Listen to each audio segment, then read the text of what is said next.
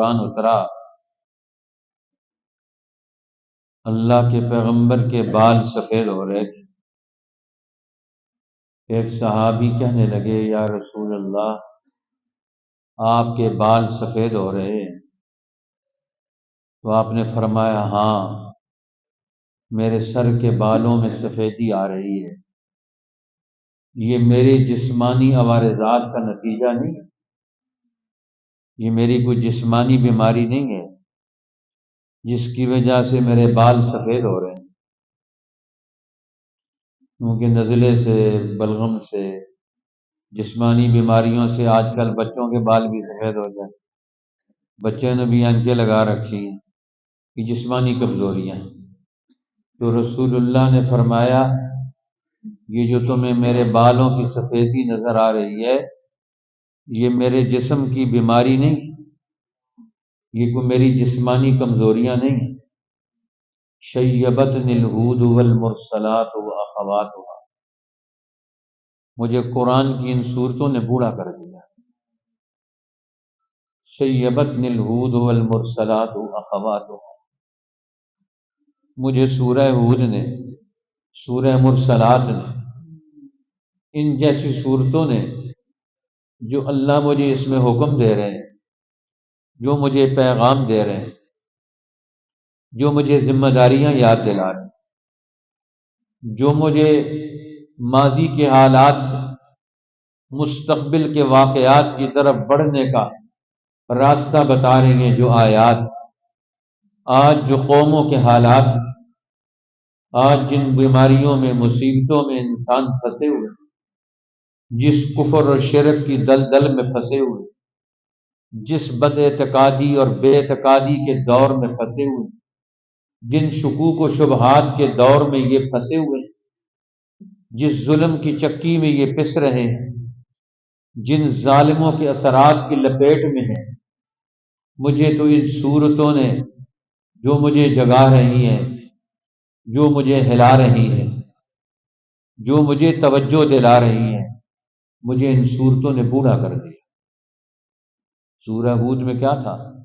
اللہ کے پیغمبر کو خود قرآن کہتا ہے، فاستقم کما امرت ومن تاب معک ولا تطغوا، آپ اللہ کے حکم پر ایسے کھڑے ہو جائیں جس طرح آپ کو حکم دیا گیا، اور صرف آپ ہی نہ کھڑے ہوں، ومن تاب معک، جو اپنے کفر شرک سے توبہ کر کے، جہالت سے نکل کر آپ پر ایمان لے آئے ہیں، جو آپ کے ساتھ توبہ کر چکے ہیں، وہ بھی اسی طرح کرے ہوں۔ قیامت تک کے مسلمانوں کے لیے یہی حکم ہے کہ وہ اللہ کے پیغمبر جو دین لے کر آئے ہیں، اس دین پر کھڑے ہو جائیں، جو حکم لے کر آئے ہیں اس حکم پر کھڑے ہو جائیں، اس کو عمل میں لے کر آئیں۔ فاستقم کما امرت ومن تاب معک، آپ بھی اسی طرح کھڑے ہوں، اور آپ پر ایمان لانے والے، آپ کے ساتھ مل کر توبہ کرنے والے، اللہ کا بندہ بننے والے، ان کی بھی یہی ڈیوٹی، قیامت تک کے آنے والے مسلمانوں کی یہی ڈیوٹی۔ بہرحال سورہ آخری پارہ سورہ نبا سے شروع ہوتا ہے اور سورہ والناس تک ختم ہوتا ہے۔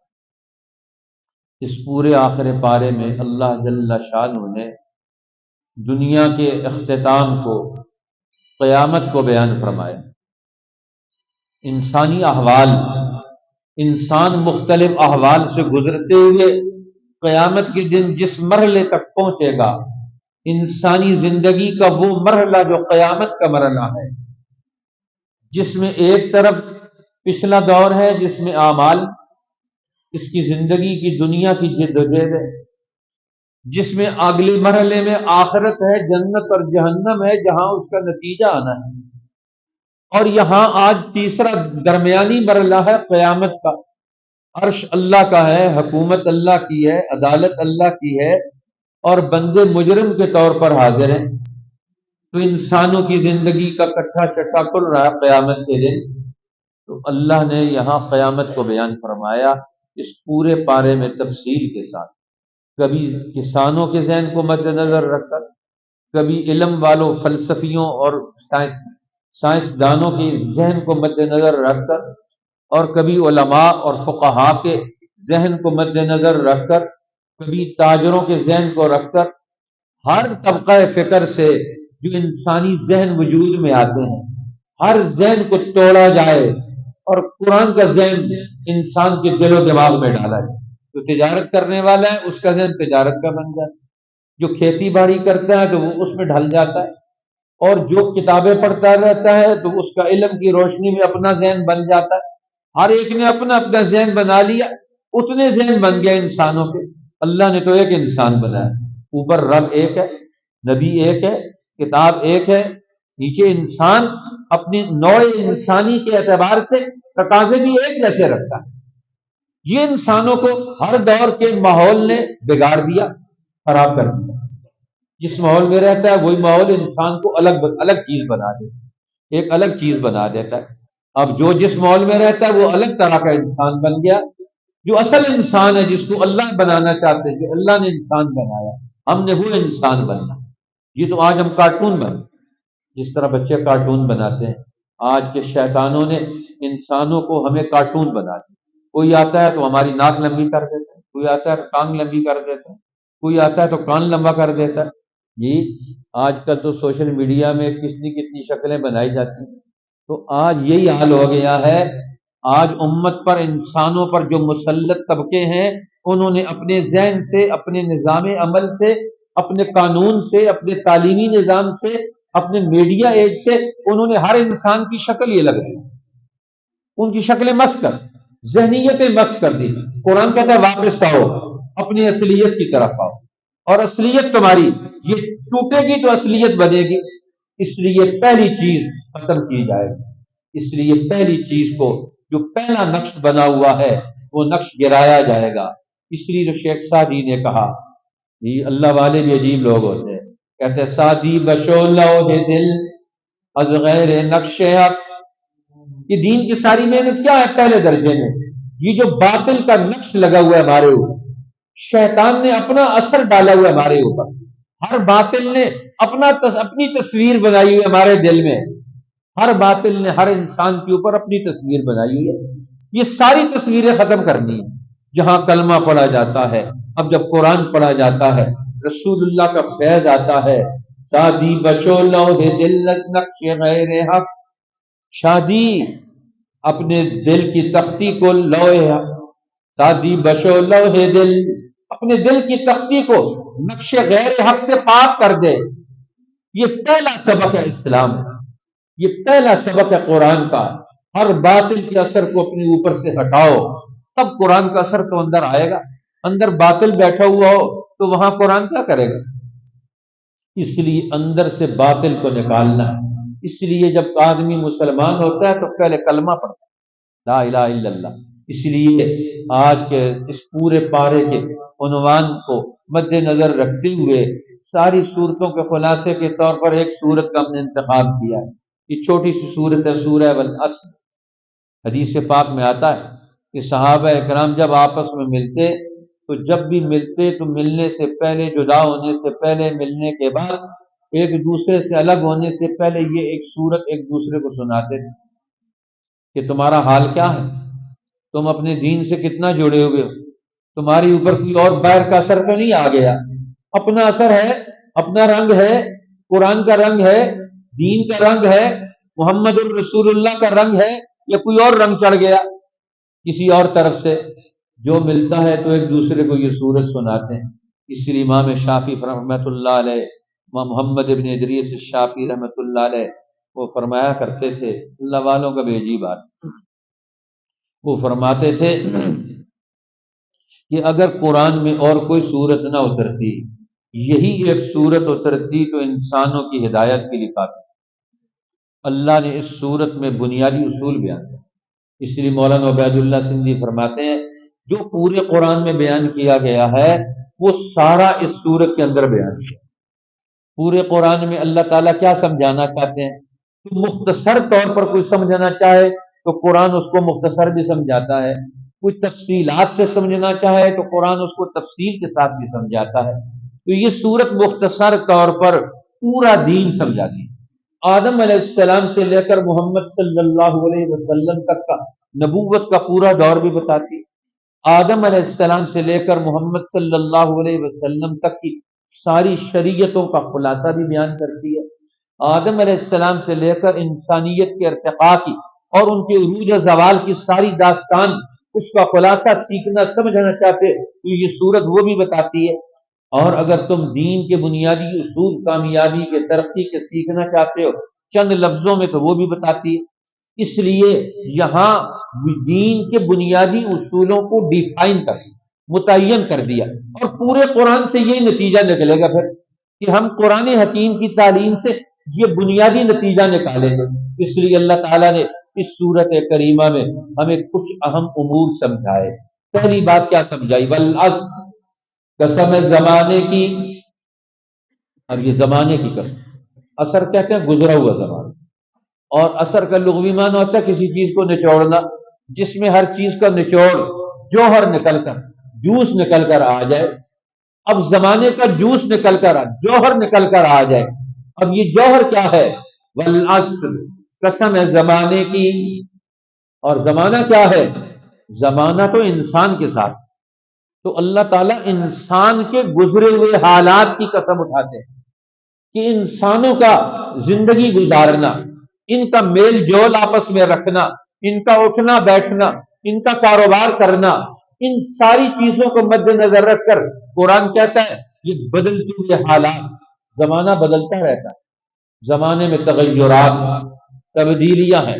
جو قومیں زمانے کے تغیرات اور تبدیلیوں کو نوٹس نہیں لیتی، اس کو محسوس نہیں کرتی کہ ہر آنے والا دن ہمارے لیے کیا نیا پیغام لے کر آتا ہے، اس لیے ہر لمحہ ایک نیا دور لے کر، ہر زمانہ ایک نیا تغیرات سے نئے احکامات آتے ہیں۔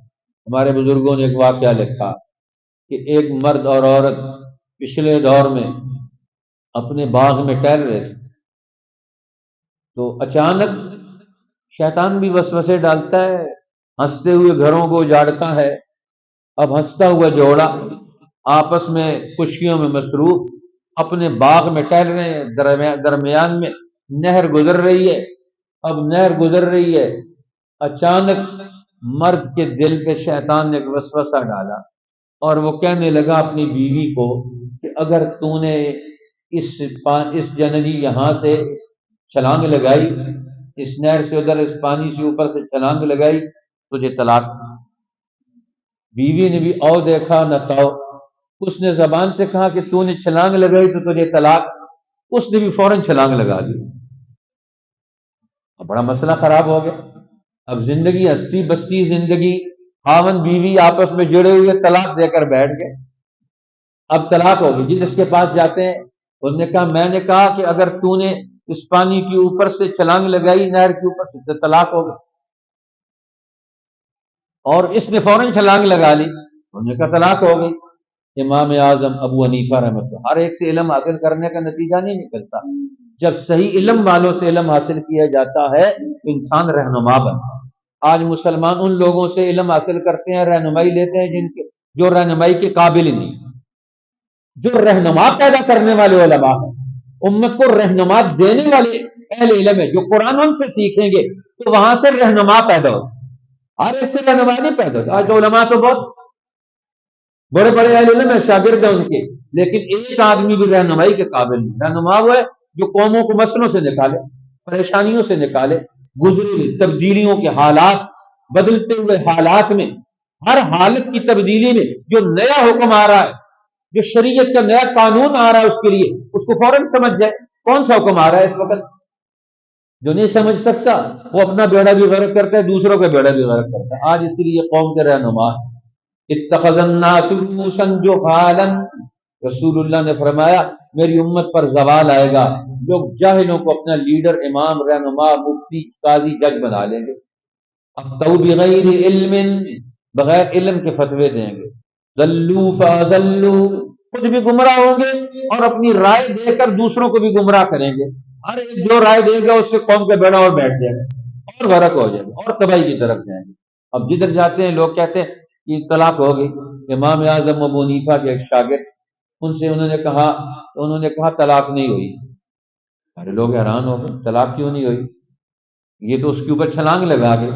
انہوں نے کہا جب اس نے کہا اس پانی کے اوپر سے چھلانگ لگائے گی تو تجھے طلاق ہے، اور جب اس نے چھلانگ لگائی تو وہ والا پانی تو گزر کے چلا گیا آگے، پیچھے سے نیا پانی آ گیا۔ اب سب لوگوں کے ذہن ادھر اٹکے ہوئے ہیں، اور اس نے اس کی تہ میں اتر کر اگلا مسئلہ دیکھ لیا، تبدیلی کہاں آ گئی، تغیر آ گیا، حکم بدل گیا۔ والعصر، قسم ہے زمانے کے تغیرات کی، تبدیلیوں کی۔ ایک وقت ہے تم کہاں کھڑے ہو، دوسرا وقت آیا کہ تم غلام ہو۔ آج ہندوستان میں کیا ہوا، ہم ایک وقت میں ہم یہاں کے حکمران 800 سال کی حکومت ہے، اور ادھر سے ایسٹ انڈیا کمپنی نے ہمارے وسائل پر قبضہ کر لیا، اب یہاں کی قوم اٹھی تو اگلے دن غلام ہے جی، اگلے دن دوسروں کے ماتحت، اب اپنا نظام بھی نہیں چلا سکتے، اپنی کتاب پر عمل بھی نہیں کر سکتے، اپنی رائے پر فیصلہ بھی نہیں کر سکتے۔ اب تو ان سے پوچھنا پڑے گا، والعصر، قسم ہے زمانے کی، قسم ہے ان گزرے ہوئے حالات کی، ان تغیرات اور تبدیلیوں کی۔ کیا تم نے کبھی ان سے عقل بھی سیکھی ہے، کیا تم نے ان سے کبھی سمجھ بھی حاصل کی ہے؟ اسی لیے تو شیخ الہند مولانا محمود حسن رحمۃ اللہ علیہ وہ شعری انداز میں وہ ایک مسئلہ بھی سمجھانا چاہتے ہیں۔ وہ فرماتے ہیں کہ زمانے میں ثبات ہے تغیر کو، زمانے میں ثبات ہے تغیر کو، ہر تغیر سے صدا آتی ہے ففہم ففہم، ہر تبدیلی وہ انسان کو یہ پیغام دیتی ہے، سمجھ پیدا کر، عقل پیدا کر، اس موڑ پر تیرے ساتھ کون سا حکم وابستہ ہے۔ اب ایک آدمی امام اعظم ابو حنیفہ بیٹھے ہوئے اپنی مجلس کے اندر، ایک بچہ آتا ہے اور آ کر سوال کرتا ہے، کہتے ہیں کہ ایک آدمی عشاء کی نماز پڑھ کر سویا، اور نماز پڑھ کر سویا اور اس پر نماز فرض ہو گئی، اب وہ کیا کرے؟ اب اس نے مسئلہ پوچھا کہ ایک آدمی نماز پڑھ کر سویا عشاء کی، اور پھر اس پر عشاء کی نماز فرض ہو گئی، اب وہ کیا کرے؟ انہوں نے کہا پھر وہ غسل کر کے دوبارہ نماز پڑھے۔ دیکھو ایک بچے کو بھی پتا ہے کہ میرے اوپر حالات بدل رہے ہیں، اب وہ آ کر ایک بچہ سوال کر رہا ہے، امام صاحب اس بچے کو دیکھ کر دعائیں دے رہے ہیں۔ جو بچہ تغیرات اور تبدیلیوں کو محسوس کرتا ہے، وہ بچہ کون تھا؟ امام محمد، وہ امام بنے، امام محمد بنے، اور ابھی نابالغ تھے، عشاء کی نماز پڑھ کر سوئے، اور رات کو بالغ ہو گئے اور غسل واجب ہو گیا، اور اسی وقت اٹھے اور غسل کیا اور آ کر مسئلہ پوچھ رہے ہیں کہ میرے اوپر حالات بدل گئے، پہلا اور حال تھا اب اور حال ہے۔ آج ہماری صبح بدل جاتی ہے، شام بدل جاتی ہے، پاکستانیوں کے 75 سال گزر گئے، ابھی تک کسی حال کا کسی کو کچھ پتہ نہیں کہ ہم کس حال میں ہیں اور اس حال میں کیا کرنا ہے۔ میرے اوپر اس حال میں کیا ذمہ داری، تاجروں پر کیا ذمہ داری ہے، علماء پر کیا ذمہ داری ہے، مفتیوں پر کیا، نیچے سے پلوں کے نیچے سے پانی گزر گیا، کسی کو کچھ پتہ نہیں کتنا پانی گزر گیا، اب ہمیں کیا کرنا ہے، اپنی نسل کو کیا مسئلہ سمجھانا ہے، اپنی بچیوں کو کیا باتیں سمجھانی ہے۔ آج دور کہاں سے کہاں پہنچ گیا، آج تغیرات اور تبدیلیوں نے پوری دنیا کو لپیٹ میں لیا ہوا ہے، لیکن آج مسلمان ان تغیرات اور تبدیلیوں سے شریعت کا حکم جاننے کے لیے تیار نہیں ہے۔ اس لیے یہ سورت بتاتی ہے پہلا مسئلہ، جو قومیں بدلتے ہوئے حالات میں اپنے لیے لائے عمل تیار نہیں کرتی، ان الانسان لفی خسر، قسم ہے زمانے کی وہ لوگ جو زمانے کے تغیرات سے، تبدیلیوں سے، قوموں کے عروج و زوال سے کوئی پیغام وصول نہیں کرتے، وہ سب کے سب خسارے میں ہیں، گھاٹے میں ہیں۔ خسارے سے کون بچے گا؟ ان الانسان لفی خسر الا الذین آمنوا، بچنے والے وہ لوگ ہیں جو 4 بنیادی اصول ہیں، ان پر تبدیلی نہیں آتی، ان کو نہیں بدلنا، باقی ان کی مطابقت میں تبدیلیاں لانی ہے، ان اصولوں کو نہیں چھوڑنا، باقی ان کی مطابقت میں آپ تبدیلی لے کر آئے۔ اب زمانے میں تغیرات ہوتے ہیں، تبدیلیاں آتی ہیں، لیکن کچھ اصولوں کو کبھی بھی نہیں چھوڑا جا سکتا، یہ اٹل اصول ہیں قرآن کے، دین کے، ان اٹل اصولوں کو تو ہم نے قائم رکھنا ہے، لیکن اس کی مطابقت میں جیسا زمانہ بدلے گا اس کے بدلنے کے ساتھ ہم دور کے تقاضوں کو بدلیں گے، نیا قانون بنائیں گے، کیونکہ دور کا تقاضا بدل گیا، اب نئے تقاضے کے مطابق نیا قانون بنے گا۔ حضرت عمر رضی اللہ تعالیٰ عنہ کے زمانہ خلافت میں اب جب فتوحات کا دور آیا، اب عراق فتح ہو گیا، شام فتح ہو گیا، ایران فتح ہو گیا، فتوحات ہی فتوحات ہے، زمینیں فتح ہو گئیں۔ مسجد نبوی میں مجلس لگی ہوئی ہے کہ یہ زمینیں فتح ہو رہی ہیں، تو ان زمینوں کو کیا کیا جائے؟ لوگ صحابہ کرام کی رائے، رسول اللہ کے زمانے میں یہ قانون تھا کہ زمینوں کو مجاہدین پر تقسیم کیا جاتا تھا، آپ تقسیم کر دیں۔ انہوں نے کہا وہ اور دور کے حالات تھے، مسلمان لٹے پٹے ہوئے آئے تھے، اپنا گھر بار چھوڑ کر ہجرت کر کے آئے تھے، وہاں ان کو ان دور کی ضرورت تھی، اس لیے ان کو دیا گیا۔ آج جو علاقے فتح ہو گئے، زمینیں مجاہدین میں تقسیم کر دیں گے، اور پھر یہاں جو لوگ عوام ہے یہ ہماری رعایا ہے، تو زمینیں ان کو چلی گئیں، اور وہ جو رعایا ہیں ان کے حقوق حکومت کے ذمے ہے، حکومت ان کو کہاں سے کھلائے گی پلائے گی؟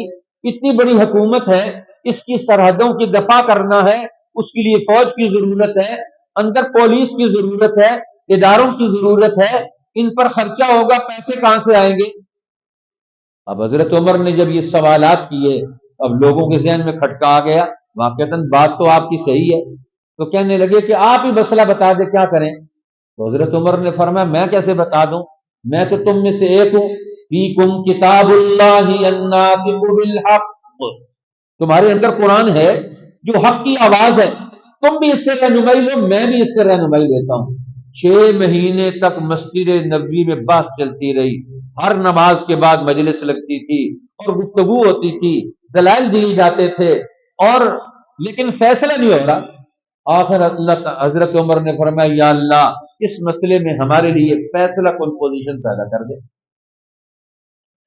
اب سارے صحابہ ان کی رائے ایک طرف آ گئی، اب 2 صحابی رہ گئے، اب دلائل پیش کر رہے ہیں، روزانہ پیش کرتے ہیں، لیکن وہ بھی دلائل پیش کرتے، اور حضرت عمر نے آخر میں ایک دن صبح آئے تو انہوں نے کہا کہ اب میری بات سنو۔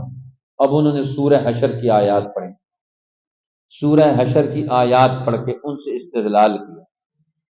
اب دور بدل چکا ہے، قرآن اس وقت نازل ہوا آج سے 20 سال پہلے، اور آیات آج کے مسئلے کے حوالے سے حضرت عمر وہ آیات پڑھتے ہیں اور آیت پڑھ کر کہتے ہیں والذین جاءوا من بعدہم، یہ مال کی تقسیم کا مسئلہ آ رہا ہے پیچھے، اور اللہ تعالیٰ کہتے ہیں اس مال میں ان لوگوں کا حصہ بھی ہے جاءوا من بعدہم، جو ان کے بعد بھی آئیں گے۔ اب دیکھو قرآن کے اندر ہی آج کے مسئلے کا حل بھی موجود ہے، لیکن ادھر سے نکالے کون جو اس پر 6 مہینے غور کرے؟ ہمارے پاس تو ٹائم ہی نہیں ہے ہم اس پر غور کریں۔ آج کے مسئلے کیا، پہلے مسئلوں کا تعین کریں، پھر ان مسئلوں کے حوالے سے قرآن سے رہنمائی لیں، پھر تاریخ سے رہنمائی لیں، کیسے ان مسئلوں کو حل کیا گیا۔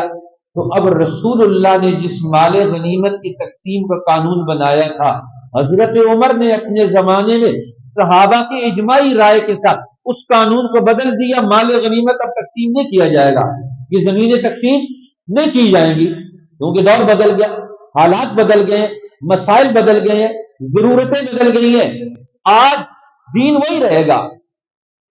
اس لیے قرآن کہتا ہے مسلمان ہر دور میں، ہر دور کے اعتبار سے رہنمائی دینے کے قابل ہو جائیں۔ یہ کیسے قابل ہوں گے؟ جب ان کا ذہنی جمود ٹوٹے گا، اور ذہنی جمود کب ٹوٹے گا؟ جب قرآن کو بدلے ہوئے حالات پر وہ فٹ کرنے کی کوشش کریں گے۔ قرآن کے بنیادی اصول نہیں چھوڑنے، لیکن دور کے تقاضوں کو بھی ہم نے نظر انداز نہیں کرنا۔ اس لیے جب مسلمان ان چیزوں کو لے کر فیصلے کریں گے تو وہ آگے بڑھیں گے۔ تو اس لیے 4 اصول تو اٹل ہیں، اور باقی زمانے کے تغیرات کے اصول ہیں، اور میں ان بدلے ہوئے حالات میں تم اپنے آپ کو قرآن کے ساتھ لگا کر یہ دین کے اصولوں کو نہیں چھوڑنا اور دور کو بھی نہیں چھوڑنا۔ دور کی اقتدار اور زمان یہ بھی ہمارے ہاتھ میں ہوگی، اور قرآن اور دین کے بنیادی اصول بھی ہمارے ہوں گے۔ اب مثال قرآن کہتا عدل ہونا چاہیے، لیکن پچھلے دور میں عدل ہوتا تھا 100 روپے دے کر، آج مہنگائی ہو گئی ہے، آپ کہیں گے آج بھی 100 روپے دے کر عدل ہوگا؟ نہیں ہوگا، آج تو 1000 روپے دیں گے تو عدل ہوگا اس کو۔ تو آج کے دور کے مسائل کو، آج کے دور کی چیزوں کو ذہن میں رکھ کر پھر ہم دین پر عمل کریں گے۔ اس لیے فرما الا الذین آمنوا، مگر وہ لوگ جو ایمان لے کر آئے، وعملوا الصالحات، اور انہوں نے عمل کیے اچھے، نیک عمل کی، اچھے عمل کیے۔ اب قرآن پاک نے ایک عمل کا تعین نہیں کیا کامیاب ہونے والوں، صرف نماز پڑھتے ہیں، صرف تسبیح کرتے ہیں، صرف ذکر کرتے ہیں، صرف روزہ رکھتے ہیں، سارے عمل صالح کو، زندگی کا ہر وہ عمل جو ایمان کے مطابق ہو وہ عمل صالح ہے۔ ایمان کسے کہتے ہیں؟ اب ہم سارے مومن ہیں، اور ایمان کسے کہتے ہیں؟ ایمان یہ دین کا پہلا اور بنیادی مسئلہ ہے۔ اس کو ہمارے حجت الاسلام بانی دارالعلوم دیوبند حضرت مولانا قاسم نانوتوی رحمۃ اللہ علیہ نے سمجھایا، ایمان کس چیز کا نام ہے؟ وہ فرماتا ہے ایمان نام ہے جامع نیت کا، پورے دین کے ہر حکم کو ایک دفعہ عمل میں لانے کی نیت کر لی جائے، اس کا نام ہے ایمان۔ کہ اللہ ہم تو نے جتنے حکم بھیجے، نماز کا حکم، روزے کا حکم، جہاد کا حکم، زکوٰۃ کا حکم، ماں باپ کی خدمت کا حکم، جتنے حکم تو نے بھیجے ہم سارے حکموں کو عمل میں لے کر آئیں گے۔ سارے دین کو عمل میں لانے کا ایک دفعہ ارادہ کر لینا، ایک دفعہ نیت کر لینا، اس کا نام ہے ایمان۔ جس طرح ہم نماز پڑھتے ہیں تو نماز کی نیت کرتے ہیں، روزہ رکھتے ہیں تو روزے کی نیت کرتے ہیں، تو فرمایا پورے دین کو ایک دفعہ عمل میں لانے کی نیت کرنے کا نام کیا ہے؟ ایمان ہے۔ اس ایمان کے مطابق جو عمل ہوگا وہ عمل صالح ہے۔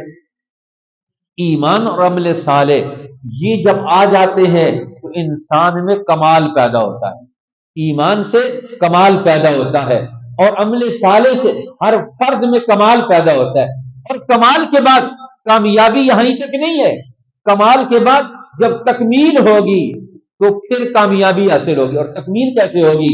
وَتَوَاصَوْا بِالْحَقِّ، تکمیل ہوگی اپنے جیسے اور لوگوں کو بھی ساتھ ملا کر حق پر اکٹھے ہو جائیں، سچ پر اکٹھے ہو جائیں، غلط کام پر نہ اکٹھے ہوں۔ وَتَوَاصَوْا بِالْحَقِّ، ایک دوسرے کو حق کی وصیت کرتے ہیں۔ ہم حق بات کو مانیں گے، سچی بات کو مانیں گے، صحیح بات کو مانیں گے۔ حضرت ابو ذر کہتے ہیں یا رسول کو کہہ دیا رسول اللہ مجھے وصیت فرمائے، فرمایا قل الحق وان کان مرا، ہمیشہ حق بات کہو اگرچہ کڑوی کیوں نہ ہو۔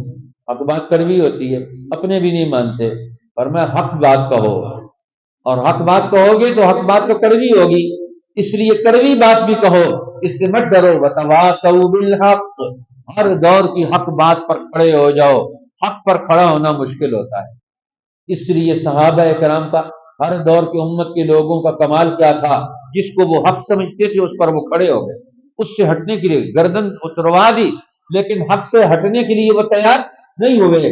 اور فرمایا یہ حق پر قائم رہنے کے لیے اگلا کام کیا؟ وتواصوا بالصبر، حق سے ہٹانے کے لیے مشکلات آئیں گی، پریشانی آئیں گی، حق کو نہیں چھوڑنا، ان مصیبتوں کو برداشت کرنا ہے۔ وہ آپس میں ایک دوسرے کو صبر کی تلقین کرتے ہیں۔ یہ صبر کرنے والے، ہمت دکھانے والے، استقامت کرنے والے اور ڈٹ جانے والے لوگ یہی کامیاب ہوتے ہیں۔ اللہ جل شانہ ہمیں دین کی ان صفات کے ساتھ زندگی گزارنے کی توفیق عطا فرمائے اور ہماری محنتوں کو قبول فرمائے۔ جتنے احباب یہاں نماز میں ہمارے قرآن پاک کے درس میں شریک ہوئے، اللہ تعالیٰ سب کی محنتیں قبول فرمائے۔ یہ آخری عشرہ یہ اللہ سے لینے کا ہے، حدیث پاک میں آتا ہے یہ اللہ تعالیٰ نے اس آخری عشرے میں شب قدر بھی رکھی ہے، اور شب قدر میں سب لوگوں کی مغفرت ہوتی ہے سوائے 5 قسم کے لوگوں کی، ان کی مغفرت نہیں۔ ایک مشرک کی مغفرت نہیں، اور دوسرا مشاہد، امت میں نفرت پیدا کرنے والا، کھوٹ پیدا کرنے والا، اس کی مغفرت نہیں، اور تیسرا شراب کا پکا عادی، اس کی مغفرت نہیں، اور چوتھا ماں باپ کا نافرمان، اس کی مغفرت اور بخشش نہیں، اور پانچواں رشتہ داریوں کا نظام توڑنے والا، قطع رحمی کرنے والا، اس کی مغفرت نہیں ہے۔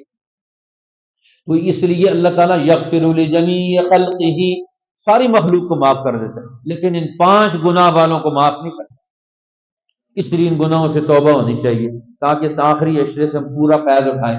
اسی طریقے سے اس آخری عشرے میں راتوں کو عبادت کرنا، جاگنا، دعائیں مانگنا اپنے لیے، اپنی نسلوں کے لیے۔ آج آپ مانگیں گے اپنی نسلوں کے لیے، ابراہیم علیہ السلام نے دعا مانگی تھی سینکڑوں سال پہلے کہ اللہ میری نسل میں سے نبی پیدا فرما دے، اللہ نے دعا قبول کر لی۔ آج ہم اپنی نسلوں کے لیے کیا مانگتے ہیں؟ یہ کیا مانگ رہے ہیں؟ ہر آدمی خود سوچ لے۔ اس لیے کچھ مانگیں اللہ سے، اپنے لیے، اپنی نسلوں کے لیے، پوری امت کے لیے کچھ مانگیں۔ یہ نبیوں کا طریقہ ہے۔ جی اللہ نے ہمیں دن دیے ہیں، ان دنوں میں اپنے گناہوں سے نکلیں، توبہ کی نیت کر کے، اور ان گناہوں سے جو اللہ کی رحمت سے محروم کرنے والے ہیں نکلیں۔ اللہ تعالیٰ ہمیں اس کی توفیق عطا فرمائے۔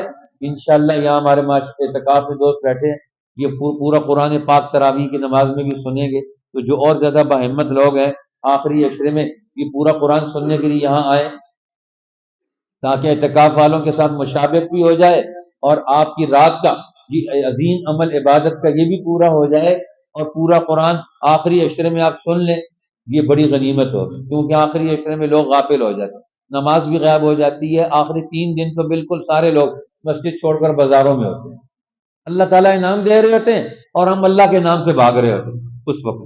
یہ بڑی محرومی کی بات ہے۔ ٹھیک ہے بازار جائیں، ضرورت کی چیز خریدیں، پہلے خرید لیں، نہیں تو اس وقت خرید لیں، لیکن نماز تو نہ قضا کریں، عبادت تو نہ قضا کریں، اپنی دعا کو تو نہ چھوڑیں، سارے کام کریں۔ اللہ تعالیٰ ہمیں اس کی توفیق عطا فرمائے۔ انشاءاللہ یہاں سارے معمولات جاری رہتے ہیں، آپ حضرات سے بھی دعاؤں کی درخواست ہے، اللہ تعالیٰ ان ساری محنتوں کو قبول فرما لے، اور ہمارا دنیا اور آخرت کا دور اچھا ہو، پوری امت کا دور اچھا ہو، اور ہماری یہ مسجد، یہ ہمارا دینی مرکز یہ قیامت تک آباد رہے، اور اس کے آباد رکھنے میں ہمارا حصہ ہو جائے۔ جتنے دوستوں نے ہمارے ابھی یہ گزشتہ یہ 4 5 6 مہینوں سے یہاں ہمارے یہاں تعمیری سلسلے بھی جاری ہیں، ابھی تک بھی سلسلے چل رہے ہیں، ہمارے بہت سارے دوستوں نے بڑی محنت کوشش کی ہے، اور بڑا پیسہ بھی خرچ ہوا ہے، نیچے مدرسے کی ساری تعمیریں نو ہوئی ہے، اوپر بھی ٹینکی بنی ہے، سولر سسٹم کی طرف ہم جا رہے ہیں، بہت سارے یہاں کے وسائل۔ آپ حضرات سے یہ گزارش ہے کہ ہمارے دینی کاموں میں آپ بنفس نفیس شرکت کریں۔ ایک تو یہاں روزانہ ترجمہ کلاس ہوتی ہے مغرب کے بعد، اس میں شرکت کریں۔ دوسرا منگل والے دن مغرب کی نماز کے بعد 20 منٹ کا درس قرآن ہوتا ہے، اس میں شرکت کریں۔ تیسرا ماہانہ درس حدیث پاک ہوتا ہے، اس میں شرکت کریں۔ اسی طرح جمعے کے دن آپ اول وقت میں آئیں، پورا 1 گھنٹہ مسجد کو دیں، تاکہ پوری باتیں کچھ سمجھائی سیکھی سکھائی جا سکے۔